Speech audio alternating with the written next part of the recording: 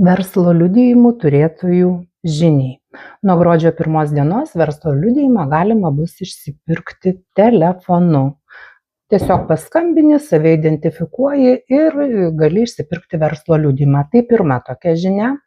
Ir antra žinia, verslo liudijimas bus išduodamas net ir tiems, kurie turi skolą sodrai.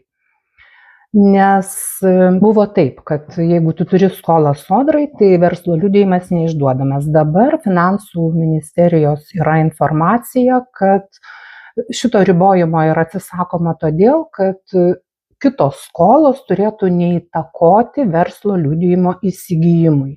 Tai neturėtų riboti tiesiog žmogui verstis ekonominę veiklą, jeigu jis nori tai daryti legaliai. Turi skolų, tai turi skolų.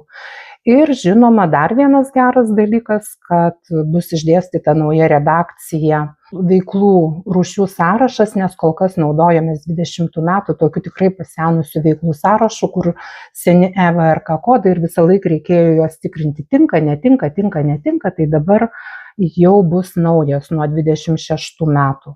Tai pakankamai geros žinios verslo liudijimo turėtojams. Pelningo verslo.